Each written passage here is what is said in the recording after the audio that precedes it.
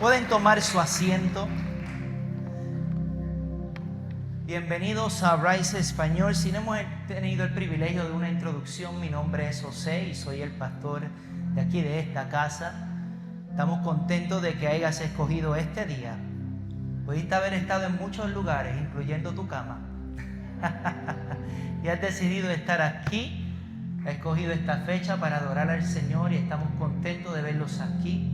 Así que Dios les bendiga y espero que se sientan bienvenidos. Amén, amén, amén. El pasaje de la asignación en este día está basado en Génesis capítulo 32. Te voy a dar un momento si has traído tu Biblia para que lo vayas buscando. Génesis capítulo 32 y vamos a leer del versículo 22 en adelante. Si no has traído tu Biblia, no te preocupes, también estará en la pantalla. Gloria a Jesús.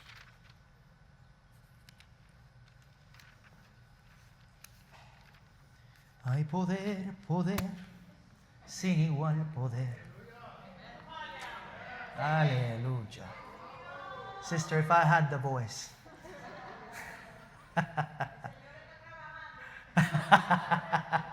Amén. I see what you did there. Aleluya. ¿Cuántos se saben ese corito? Hay poder, poder, sin igual poder en Jesús.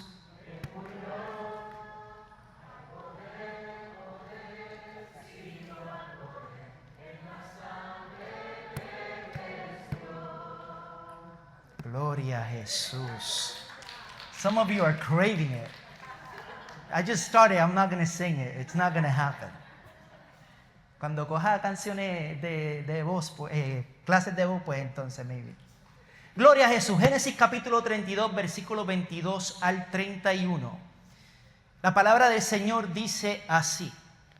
Aquella misma noche Jacob se levantó, tomó a sus 2 esposas, a sus 2 esclavas, a sus 11 hijos y cruzó el río Jaboc.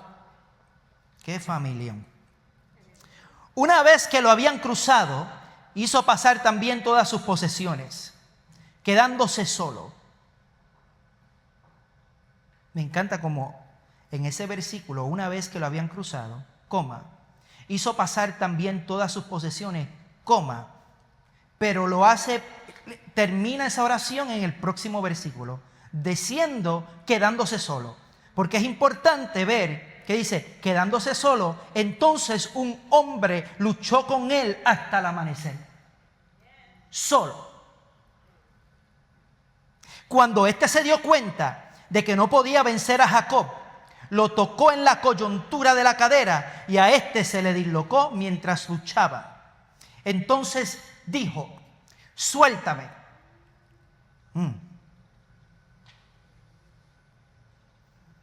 Suéltame que ya está por amanecer. No te soltaré hasta que me bendiga. Otras versiones dicen: no te soltaré si no me bendices. Respondió Jacob. ¿Cómo te llamas?, le preguntó el hombre. Me llamo Jacob, respondió. Entonces le dijo: ya no te llamarás Jacob, sino Israel, porque has luchado con Dios y con los hombres y has vencido. ¿Y tú, cómo te llamas?, preguntó Jacob. Él respondió: ¿por qué preguntas cómo me llamo? Y en ese mismo lugar lo bendijo. Jacob llamó a ese lugar Peniel, porque dijo: he visto a Dios cara a cara y todavía sigo con vida. Cruzaba Jacob por el lugar llamado Peniel cuando salió el sol. A causa de su cadera dislocada, iba cojeando. Y este versículo no está ahí en la pantalla, pero dice así: por esta razón los israelitas no comen el tendón que está en la articulación de la cadera, porque a Jacob se le tocó en dicho tendón. Aleluya. Hoy quiero hablarte bajo el tema de cuando Dios toca lo que te sostiene. Cuando Dios toca lo que te sostiene. Gloria a Jesús. Dios tocó la parte que sostenía su fuerza para que aprendiera a sostenerse en fe. Y eso es en una oración prácticamente de lo que se trata este mensaje. Para que aprendiera a sostenerse en su fe. La semana pasada nosotros predicamos bajo el tema del precio de la primogenitura. Y en resumen nosotros hablamos sobre Esaú y Jacob y cómo Jacob engaña a su hermano mayor para que le intercambie la primogenitura bajo un juramento, aprovechándose de que Esaú estaba hambriento porque estaba cazando. Y vimos cómo Jacob le preparó un buen guiso, un buen asopao, como decimos en mi país. Aleluya. Un asopao heavy, con un buen olor, un guiso a cambio de la primogenitura. Y hoy pues no tenemos el tiempo de entrar en los detalles de lo que se habló la semana pasada, pero sí puedes conseguir esa predicación en YouTube. Pones a Rise Church Español y te va a aparecer. Y ahí fue donde hablamos del peligro de tener hambre descontrolada, que nos lleva a cambiar la bendición de Dios por un momento de necesidad. Dijimos que Jacob fue una persona astuta y sabía a temprana edad la importancia de ser el primogénito y la responsabilidad que llevaba ser el primogénito, porque Jacob se mantenía en casa del padre. Pero Jacob no solo se aprovechó de la hambre que tenía Esaú para obtener la primogenitura. El problema aquí fue que él huyó del proceso que esa bendición exigía. Ahora está en la tensión en la que nos encontramos. Porque en Génesis 25 nos enseña que en el vientre de Rebeca los niños luchaban dentro de ella. La semana pasada nos dimos cuenta que Rebeca es latina. Porque ella dijo, ¿qué es lo que está pasando aquí, Dios mío? Y Dios le dice a Rebeca, 2 naciones hay en tu seno. 2 pueblos se dividen desde tus entrañas. Uno será más fuerte que el otro y el mayor va a servir al menor. Y Jacob nació en medio de una batalla entre quién eres y quién Dios dice que tú puedes llegar a ser. Cuando miramos la historia, porque es importante que entendamos este contexto, el viaje de Jacob desde Génesis 25 hasta Génesis 32, vemos que en Génesis 25, el nacimiento y el intercambio del derecho de primogenitura, Jacob y Esaú, acuérdense que eran gemelos, y tenían aproximadamente de unos 15 a 20 años. Yo me puse a pensar, yo dije, cuando uno tiene 15 o 20 años, uno como que no está en esa, de estar pensando del valor de lo que es la primogenitura. Pero siempre hay uno que es como que más maduro. Siempre hay uno que es como que se crió con gente mayor, por decirlo así, y logra pensar un poco más allá de lo que es la juventud. Y eso fue lo que le pasó a Jacob y a Esaú. Rebeca, ella queda embarazada de gemelos después de la oración de Isaac, porque la esposa de Isaac, Rebeca, era estéril. Y Dios le revela que hay 2 naciones en su vientre. Jacob nace agarrado del talón de Esaú. Yo me puedo imaginar esa. Qué cosa. Y de ahí es que sale el nombre de Jacob. Jacob convence a Esaú de venderle su primogenitura por un plato de lentejas. La semana pasada lo que hicimos como ilustración es que traímos una sopita de panera. A mala hora, porque a esta hora ya todo el mundo tiene hambre. En Génesis 27, Jacob engaña a su padre Isaac. Isaac ya estaba viejo, estaba ciego. Y él deseaba bendecir a Esaú, porque para este tiempo era cultura, antes de fallecer, bendecir al primogénito, al primero que salió. Y Esaú jura venganza, porque Jacob se vistió como Esaú y recibe la bendición del primogénito, y Esaú no la recibió. Entonces, ¿qué pasa con Jacob? Jacob huye a casa de Labán en Harán. Eso es un trabalengua. Labán en Harán. Génesis 28. Cuando vamos a Génesis 28, lo que vemos es el sueño de la escalera. Hoy estamos llenos de coritos. Era una escalera la que Jacob veía. No, okay, Glenn, I'm sorry. I'm so sorry. He's like, what are you doing? Don't do that, bro.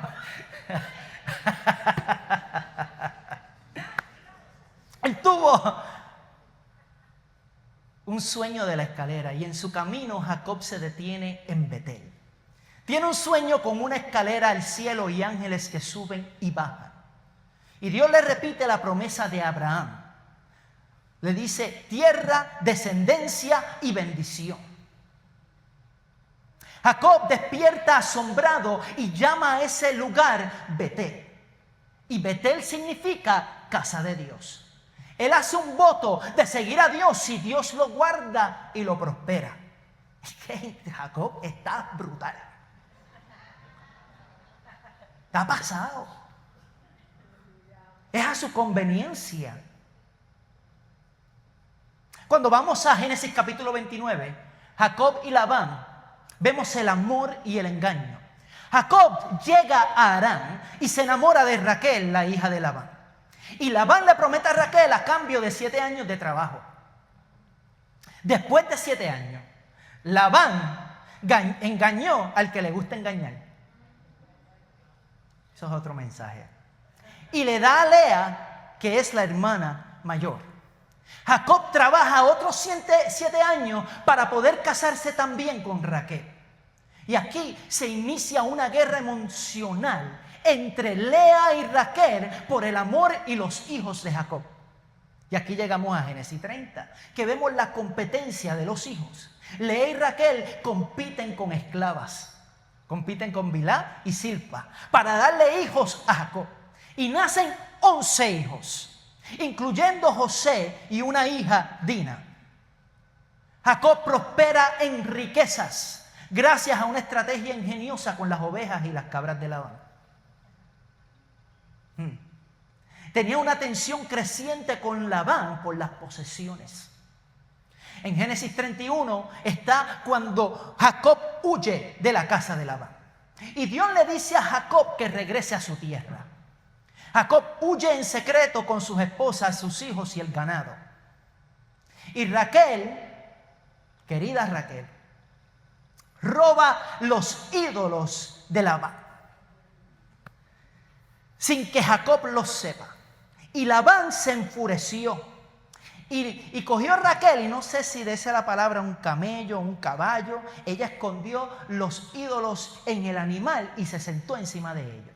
Y cuando venía Labán a investigar, le dice: querido, estoy en mi periodo, no me hagas pararme de aquí. Así lo dice la escritura, ok. No estoy siendo explícito, así lo dice la palabra. No me hagas parar de aquí. Lograron engañar a Labán. Pero Dios le advierte un sueño a Labán, que no le haga daño a Jacob. Entonces se reconcilian y ellos hacen un pacto en Galaad. Y aquí llegamos a Génesis 32, la lectura de hoy. Hubo una preparación para enfrentar a Esaú.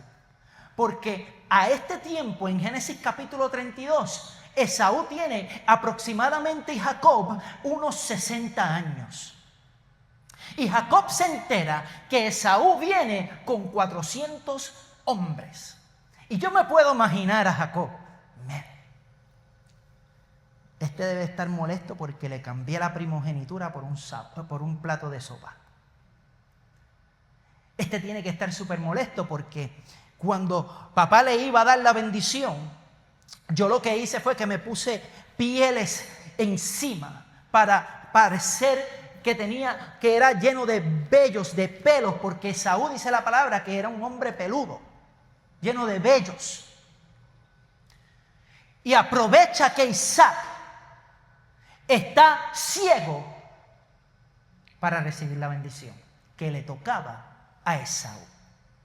Y ahora Jacob se encuentra en temor cuando escucha que hay 400 hombres que se acercan, que vienen de camino hacia donde Jacob. Y aquí es donde Jacob divide su campamento por temor.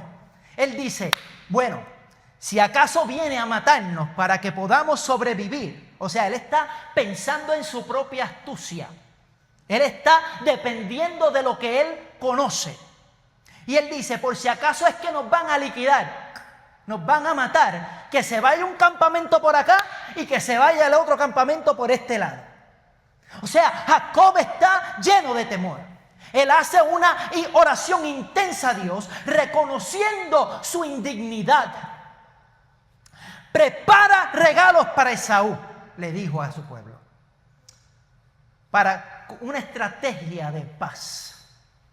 Entonces se queda solo esa noche y lucha con un hombre. Y ese hombre, los teólogos dicen que es Jesús. Es interesante, pero eso es un estudio aparte.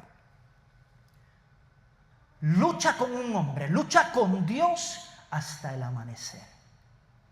Y Dios le toca en la cadera. Él lo deja cojo y lo renombra como Israel, el que lucha con Dios y vence.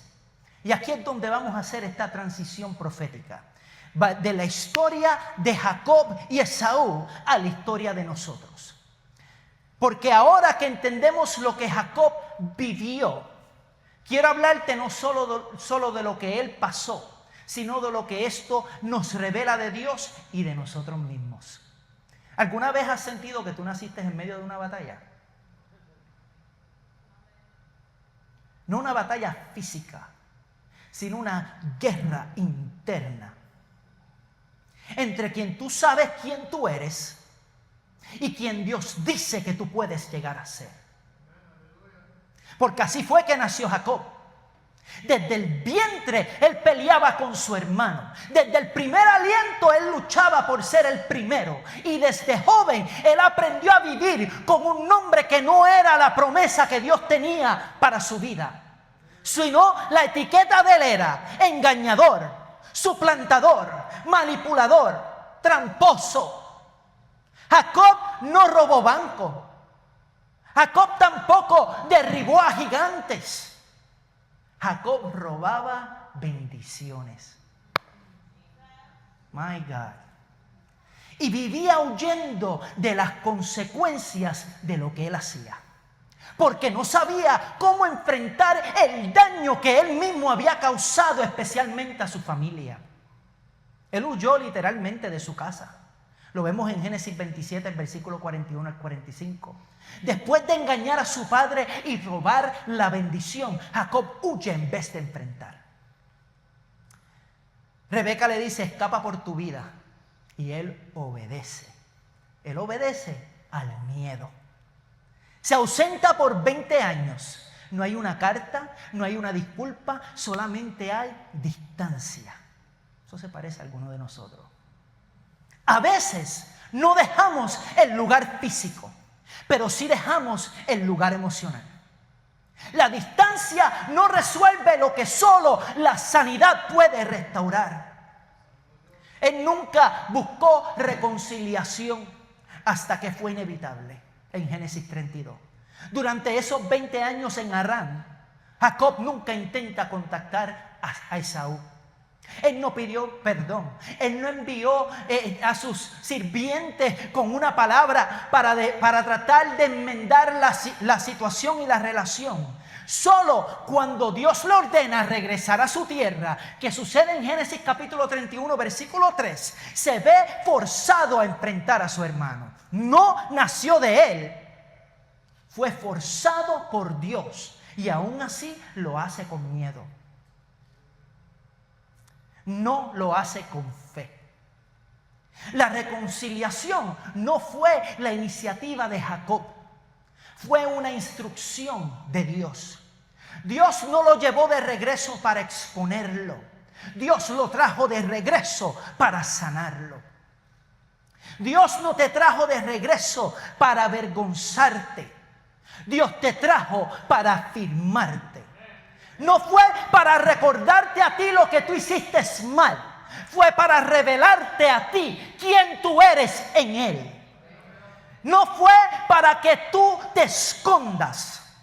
Dios te ha traído para que te vuelvas a levantar.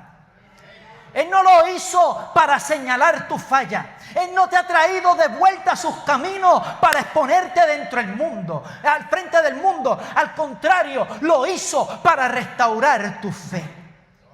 Y hay gente aquí que piensa que Dios los trajo de vuelta para pagar lo que deben. Pero lo que no sabes es que Jesús ya pagó la deuda. Y el pago, gloria a Jesús. Y Él pagó el precio que tú no tienes que seguir ya en prisión. Ya no tienes que seguir encadenado. Le puedes entregar todo a Él. El lugar al que Dios te lleva no es geográfico, es profético. Porque Dios no está cambiando tu ubicación. Él lo que está cambiando es tu dirección. Procésalo. Esto no es el final de tu historia. Es el altar donde empieza tu sanidad. Y escúchame bien, Dios no está hablando con tu posición, está hablando con tu postura. La postura de tu corazón. Porque puedes estar en la iglesia y seguir huyendo. Puede que ya tú tengas el hábito de venir constantemente a la casa del Señor, pero internamente sigues huyendo de su voluntad. Puedes cantar con las manos levantadas y seguir destruido por dentro. Puedes llevar la Biblia en la mano y aún creer la mentira del mundo. Ya escuchaste suficientemente al enemigo, hermano. Ahora es el tiempo de escuchar al Espíritu Santo. Porque Él no te está llamando por tu error. Él te está llamando por tu llamado. Mira lo que pasó con Jacob. No es tiempo de correr, es tiempo de regresar. No es tiempo de que te escondas, es tiempo de rendirte. No regresaste a este lugar por accidente. Dios no te trajo por accidente. Regresaste porque aquí es donde Él te quiere levantar. Entonces, Dios te está diciendo, yo no quiero tus excusas. Yo quiero tu entrega. Yo no quiero que digas que tú no puedes. Porque mi poder se perfecciona en tu debilidad. Rompe esa maldición. Tienes que romper esa mentalidad. Tienes que romper esa historia vieja del pasado y abraza lo nuevo que Dios está escribiendo con tu vida. Dios no te revela tu pasado para castigarte. Está revelando tu propósito para marcarte. Porque cuando Él te marca, mira lo que le pasó a Jacob. Ya no caminaba igual. Voy a revolcar 2 o 3 llagas. Él usaba el engaño como su refugio habitual. En lugar de confiar en Dios, Jacob manipulaba personas y situaciones. Él engañó a Isaac. Él trató de manejar a Labán con estrategias de cría de animales. O sea, era listo. Por eso él, siendo esclavo de Labán, por unos 14 años, porque los primeros 7 años no le dio a la mujer por la que estaba trabajando, le dio a la hermana mayor y tuvo que trabajar otros 7 años para estar con la mujer que él amaba. Después él divide a su familia en campamentos cuando teme Esaú, pensando que si matan a uno, al menos otro grupo se salva. Este patrón, ¿tú sabes lo que muestra? Que Jacob confiaba más en su astucia más que en el arrepentimiento. Jacob no solo huyó geográficamente, él huyó emocional y espiritualmente. Huyó de las conversaciones difíciles, de las relaciones rotas y del peso de su pasado, hasta que Dios lo dejó solo. Lo dejó en la oscuridad. Lo dejó a la orilla del río Jaboc para que ya no pudiera huir más. Pero escucha esto. Aquí es cuando su historia comienza a cambiar. Porque su historia empezó con mentiras. Pero Dios no soltó el lápiz. Dios no terminó el capítulo. Dios no canceló el plan que tenía con su vida. Porque Dios no llama a los perfectos. Dios llama a los que están disponibles. Jacob corre, Jacob huye, Jacob se esconde, pero no puede escapar de lo que Dios quiere hacer en su vida. Dios le da a él un sueño en medio del desierto y ve una escalera al cielo, y aunque él no lo merecía, Dios lo marcó con una promesa de descendencia, la misma promesa abrahámica que le había dado a su abuelo Abraham: tu descendencia será como el polvo de la tierra.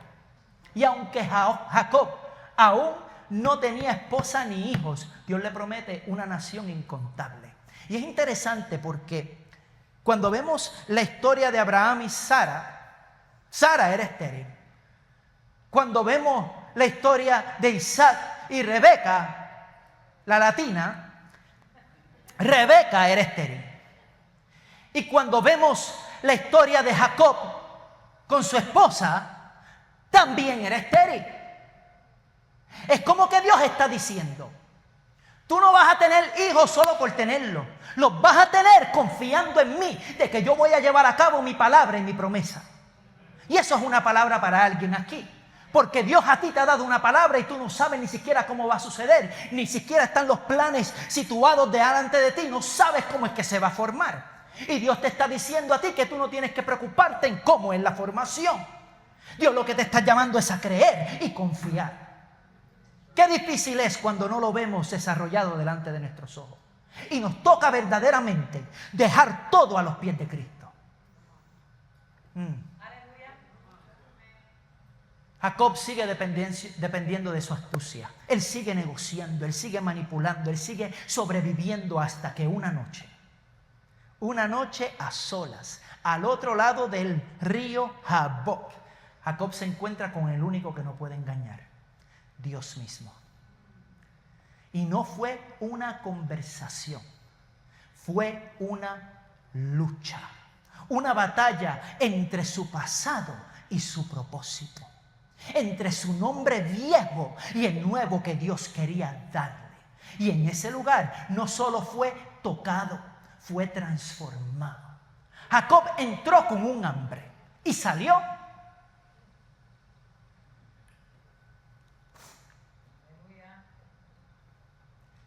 con otro. Entra caminando herido por sus sentimientos, herido por su pasado, sabiendo que su hermano viene de camino, pero no estaba herido de su cadera. Pero cuando sale, ahora sale cojeando. Y por primera vez, ahora, aunque está cojeando, está caminando en la dirección correcta. Porque hay momentos en la vida donde Dios no viene a arreglarte. Él viene a romper lo que te sostiene, para que aprendas a depender de Él. Y años más tarde, cuando pensó que su historia se estaba cerrando, Dios lo llama de volver nuevamente a Betel, a regresar al lugar donde lo encontró por primera vez. Porque la historia de Jacob no se trata de un hombre que luchó con Dios, sino de un Dios que nunca dejó de luchar por él. Hay que cambiar esa perspectiva.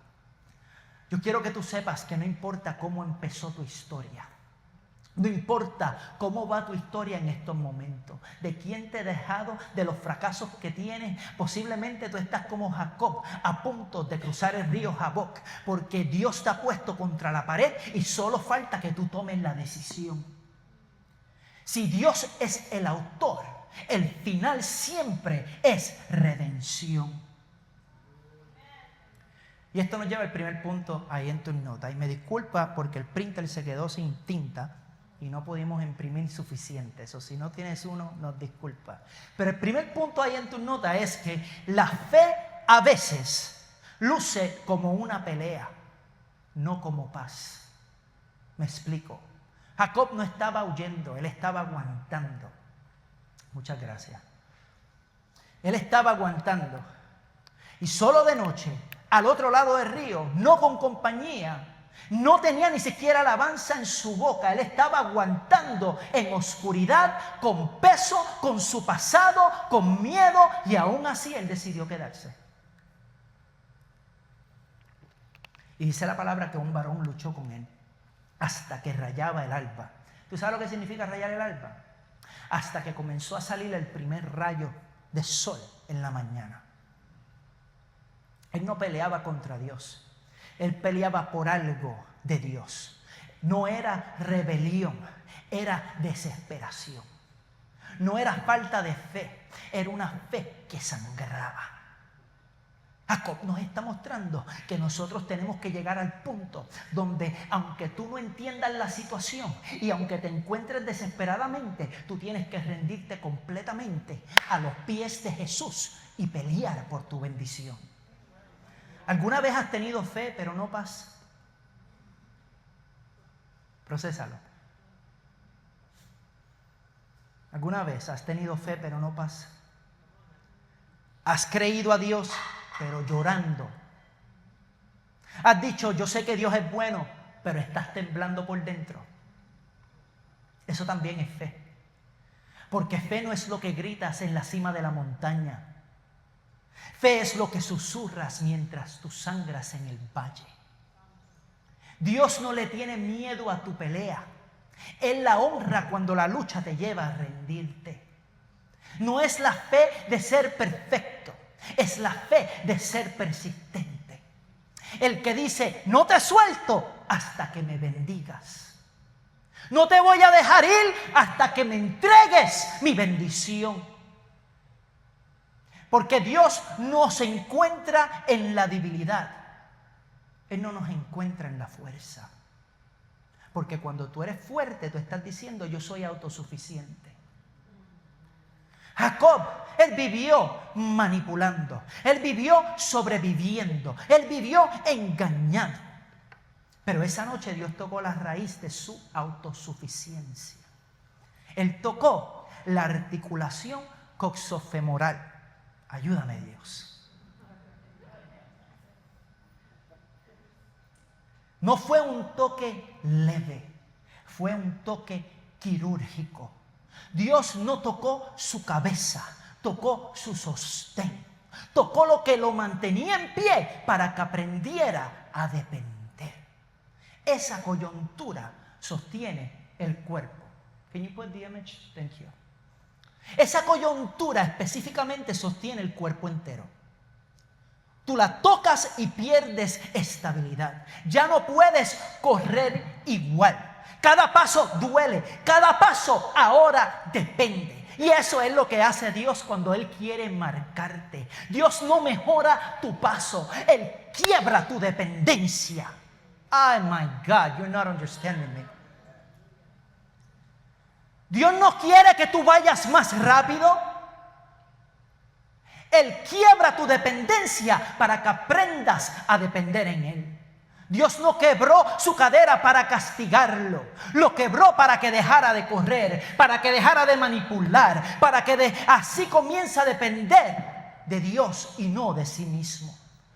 Y empezara a caminar dependiendo de su gracia. Y bueno, Génesis capítulo 32, versículo 10, habla que la primera vez que Jacob pasaba por el Jordán, lo único que él tenía era un bastón. Y este bastón es moderno. Yo me imagino que el bastón que tenía Jacob era un tipo de palo alto, bien cortado, bien bonito. Yo quisiera tener uno. Los busqué en Amazon y están bien caros. Yo dije, no, olvídate de eso. Me gustan así esas cosas así a lo antiguo, especialmente cuando es madera, me encanta.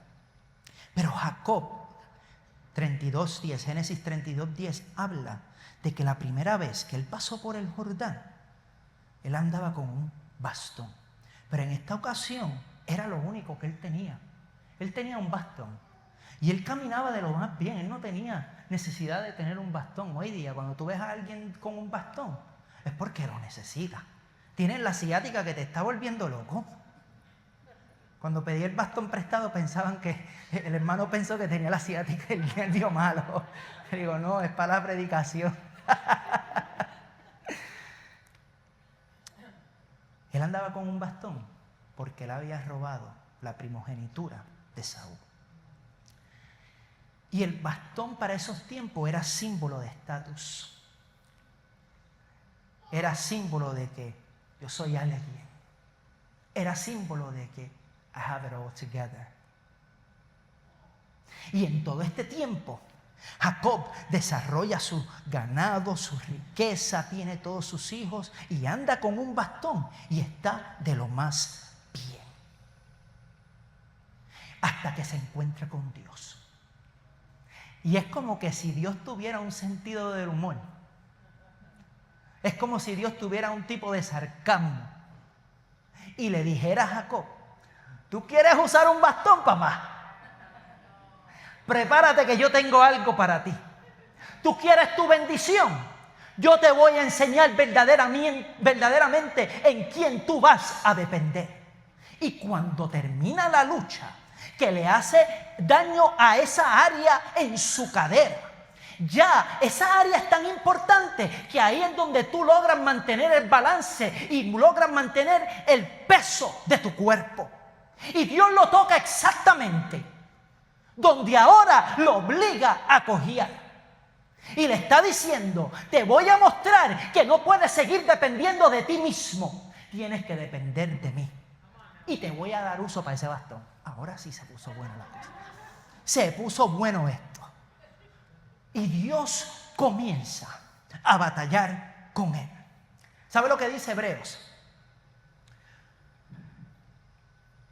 Hebreos capítulo 12, si no me equivoco, capítulo 11, versículo 21, dice que Jacob adoró, apoyado en su bastón. Ahora no le tocaba otra que apoyarse y depender de Dios y adorarlo en medio de su necesidad.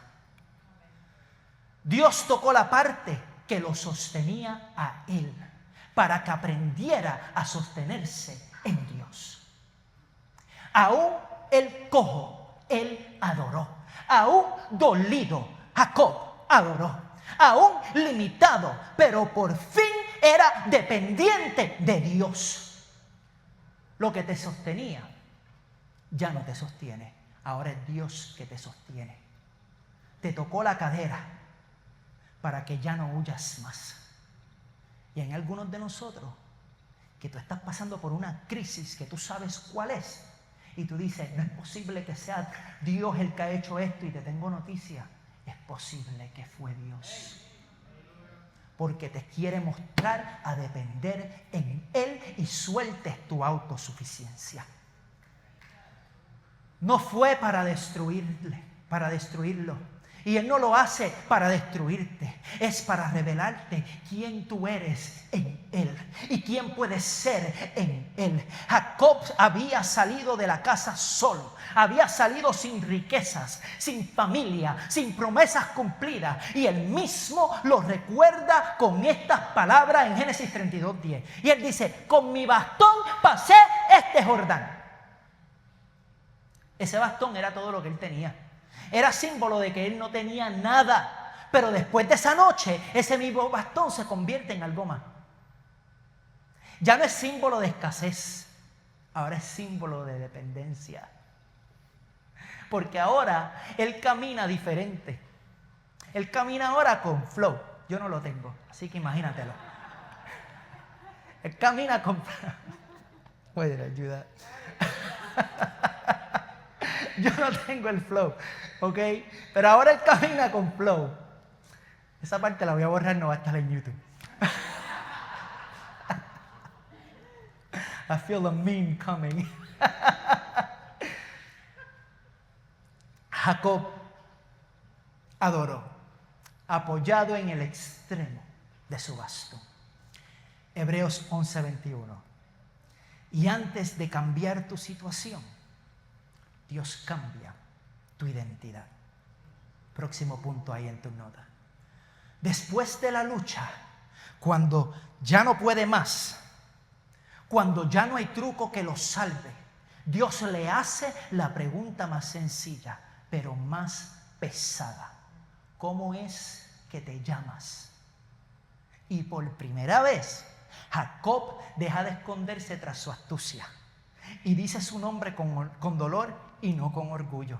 Yo me puedo imaginar a Jacob, porque Jacob sabe el significado de su nombre. Jacob sabe todo lo que ha hecho en su vida. Su estar peleando con Dios mismo y que le pregunte su nombre. Dios está confrontando su pasado para mostrarle su futuro. Y Jacob, cuando responde, dice: mi nombre es Jacob. En otras palabras, le está diciendo: mi nombre es tramposo. Mi nombre es el suplantador. Mi nombre es el que fingía ser otro para recibir una bendición. Pero Dios no lo deja ahí. Dios le responde: ya no te vas a llamar Jacob, sino Israel. Y eso no fue solo un cambio de nombre. Fue un cambio de identidad. Fue un renacimiento, no de la carne, sino del espíritu. Porque antes de reconciliarlo con Esaú, Dios lo reconcilió consigo mismo. Ay, ay, ay. Yo no sé para quién es esta palabra en este día, pero el Espíritu Santo me dijo, mientras yo preparaba este mensaje, que lo diga tal como me lo dijo. Y aquí va. Antes de que tú te reconcilies con tu hijo, antes de que tú te reconcilies con tu padre, antes de que la conversación pendiente se dé, antes de que el perdón fluya por teléfono o por mensaje de texto, antes de que se abra esa puerta que anda cerrada por años, Dios te dice: tengo que reconciliarte contigo mismo. Tengo que trabajar con tu entorno. Tengo que trabajar con quien tú eres. Porque no puedes amar a otros si no sabes quién eres tú. No puedes levantar a tu familia si todavía estás arrastrando la vergüenza de tu pasado. No puedes caminar hacia Saúl si todavía estás huyendo de lo que le hiciste en casa de Isaac. Dios no solo quiere restaurar tu historia, Él quiere restaurar tu identidad. Y para que eso suceda, te tiene que romper. Para que eso suceda, te tiene que marcar. Para que eso suceda, tiene que coger todo lo que te sostiene para que tú aprendas a depender de Él. Cómo duele. Te tiene que dejar cojo. Te tiene que dejar en dolor. Y Dios no está pidiendo que tú entiendas el por qué. Tú no tienes que entender el por qué Él hizo eso. O sea, ¿por qué mi situación? ¿Por qué mi dilema? ¿Por qué mis finanzas? ¿Por qué mis hijos? ¿Por qué mis nietos? ¿Por qué mi esposo? ¿Por qué mi esposa? ¿Por qué el trabajo? Dios te dice: no, enfócate, que yo lo que necesito es que dependas en mí. Y cuando dependas en mí, yo te regreso cojeando, te regreso transformado, pero dependiente de mí. Él quiere darte dependencia. Antes de darte la promesa, te tiene que derribar tu orgullo. Antes de darte paz con ellos, tengo que hacer las paces contigo. Y hay relaciones que Dios no va a sanar hasta que tú no seas quien Él te llamó a ser. ¿Por qué? No tienes la habilidad, no tienes el carácter. Has tomado, si has malinterpretado la situación y la prueba. Dios quiere formar tu carácter y al contrario, te has llenado de más depresión, más de soberbia, más de orgullo. Y has tomado la ruta incorrecta el propósito que tiene tu prueba. Antes de arreglar su situación externa, Dios tuvo que sanar su percepción interna. Y hay gente que quiere que Dios cambie su situación, pero Dios quiere cambiar su nombre primero. Quiere arrancarte las etiquetas del pasado. Quiere arrancarte la etiqueta de divorciado, de fallido, de temeroso, de fracasado, y quiere darte una nueva identidad, que eres amado, que eres llamado, que eres escogido, que eres hijo del pacto. Dios no solo quiere cambiar tu entorno, Él quiere cambiar tu nombre. Porque si no cambia tu nombre, puedes vivir en la tierra prometida, pero seguir pensando como esclavo. Puedes estar libre, pero caminas como si todavía estuvieras atado. Y ahí voy al próximo punto. La cojera no es una maldición. es una marca. Cuando Jacob cruza el río la primera vez, lo hace con un bastón como símbolo. Génesis 32:10. Pero después de su lucha depende de ese bastón. El sol salió sobre Jacob en Peniel. Después de la noche más oscura salió el sol, pero ahora camina diferente. Y dice Génesis 32:31. El sol salía y Jacob cojeaba de su cadera. ¿Sabes qué? No hay gloria sin marca. No hay propósito sin proceso. No hay destino sin cojera. Te tiene que doler el proceso. Tú quieres victoria, quieres un mejor matrimonio, aspiras al ministerio, aspiras a este trabajo, aspiras a esta carrera, aspiras a esto y lo otro. Dios te está diciendo, te tengo que marcar. El proceso va a doler, el proceso es difícil, pero si verdaderamente tú quieres dejar las cosas que te atan, Dios tiene que pasarte por ese proceso. Tus pasos de fe no siempre te llevan a comodidad, pero sí te llevan a propósito. No caminas igual, pero ahora sabes con quién caminas. Hay dolores que vienen del infierno, sí, pero hay otros que vienen del cielo. Are you ready to hear that? Hay dolores que vienen del infierno, hay pruebas que vienen del infierno, pero hay otras que vienen del cielo. Y aunque duelan igual o diferente, su propósito es eterno. Muchos cristianos hoy creen que todo dolor viene del enemigo, que todo lo difícil hay que reprenderlo. Pero si yo te dijera que hay temporadas donde fue Dios el que lo permitió, incluso lo provocó, causó ese quebranto. Y si te dijera que hay procesos que no fueron para tu destrucción, sino para formar tu carácter para la promesa que viene. El enemigo no quiere tu derrota. El enemigo quiere tu derrota. Y Dios lo que quiere es tu desarrollo. Y aquí está la aplicación teológica y ya voy culminando. Hay cosas que enfrentaste que no tienen nada que ver con Satanás. Tienen que ver con el hecho de que Dios está preparando tu vida para que algo que todavía no está listo para cargar, lo puedas llevar. Porque si Dios te diera esa promesa ahora, con esa actitud, con esa inseguridad, con esa pena que tú siempre vives, con ese orgullo, lo vas a perder, lo vas a arruinar, o peor, te va a destruir a ti. Porque tú no has desarrollado el carácter que Dios requiere para poder caminar en esa bendición. ¿Se está entendiendo? Dios no es cruel. Él no es cruel. Él es sabio. Y la incomodidad es su aula de formación. Muchos quieren reprender toda incomodidad, pero a veces el que te quebró fue Dios.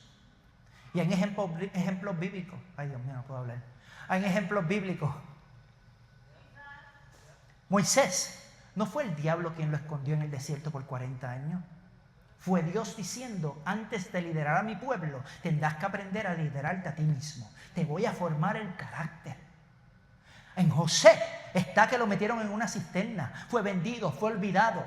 No fue el diablo que lo llevó a la cisterna y a la cárcel. Fue el cielo que estaba preparando el carácter de un primer ministro en Egipto. Jesús, Lucas capítulo 4. La palabra dice que fue el mismo Espíritu que lo llevó al desierto. No para castigarlo, sino para probarlo antes de usarlo.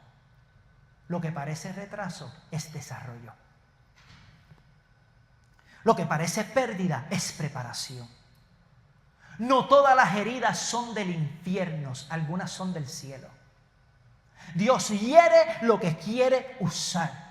No siempre te saca del fuego. No siempre te va a sacar del fuego. A veces entra contigo para forjar tu fe. No estás siendo castigado. Tú lo que estás haciendo es preparado. Quiero pedirle al worship team que por favor me acompañe. Hay personas aquí que están luchando con su pasado. Y hay cosas que tú no logras recuperar.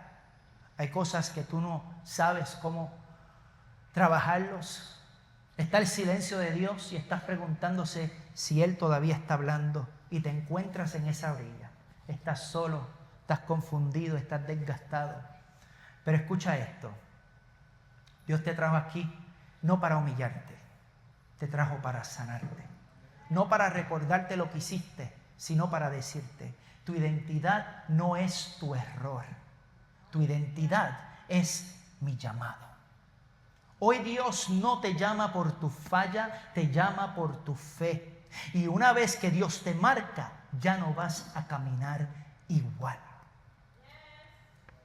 Pongámonos de pies.